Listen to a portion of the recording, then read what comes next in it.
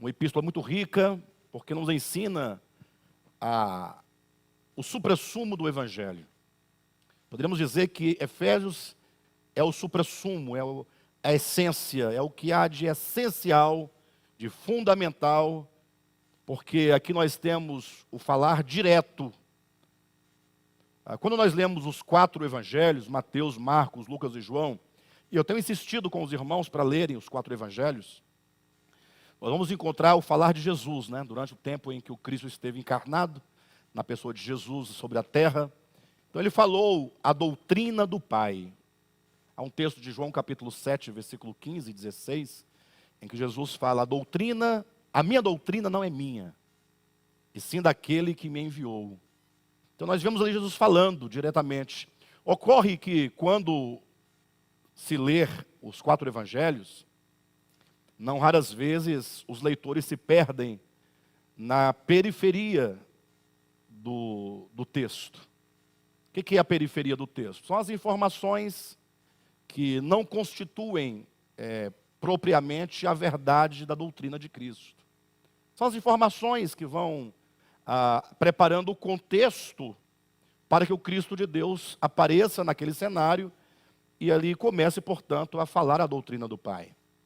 Então, geralmente, talvez isso seja até mesmo uma tendência do homem natural, do homem carnal, ou da pessoa não espiritualizada, né? Não efetuou ainda a sua sese espiritual, ainda caminha nos rudimentos, ainda dá muita atenção àquilo que não tem valor, de fato, e acaba perdendo, portanto, a essência, né?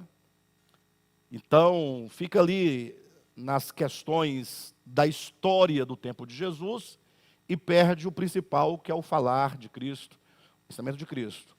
Quando nós lemos, portanto, a Epístola aos Efésios, ou que seja outra epístola, não necessariamente esta, né? O apóstolo Paulo, ou que seja outro apóstolo, eles vão direto ao ensino de Cristo. Não tem o contexto histórico, porque não é um livro biográfico, é um livro epistolar, é uma epístola, é uma carta.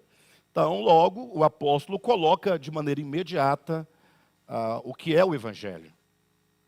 E hoje mesmo eu estava pensando acerca disso, quanto que nós precisamos atentar para a essência do Evangelho. Nunca confundindo o Evangelho com os Evangelhos. Os Evangelhos são livros, são 4 livros, que contêm o Evangelho, que é o Cristo de Deus, que é o Evangelho, e o falar de Cristo, que é o Evangelho.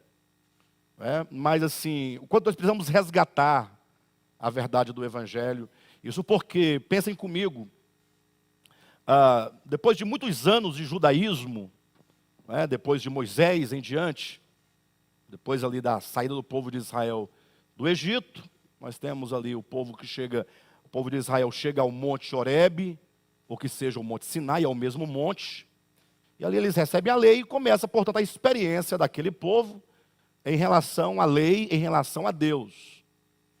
Depois vem os profetas, e depois vem o judaísmo no 4º século antes, no 4º século antes de Cristo, talvez ali 2 séculos antes de Cristo, com o retorno do povo de Israel do cativeiro, do exílio babilônico, e ali nesse retorno, não tendo mais ali as estruturas do templo com seus cultos, conforme era antigamente, quando eles retornam, imediatamente o templo ainda está destruído.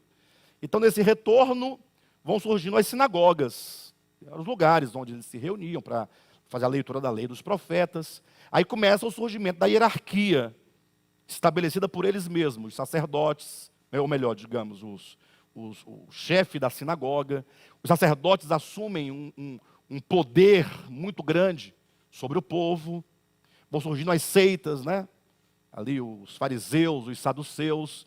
Quando então, depois que o templo está restaurado, o culto do povo judeu acontece tanto no templo quanto nas sinagogas, a depender da distância que se morava do templo, exatamente. Quando Cristo então vem, existe uma religião que está totalmente construída na base da lei de Moisés. Então o judaísmo não é próprio de Moisés, não é próprio da lei. é a seita, ou a cosmovisão teológica que foi construída a partir do retorno babilônico e que foi reprovada por Cristo em todo o seu ministério.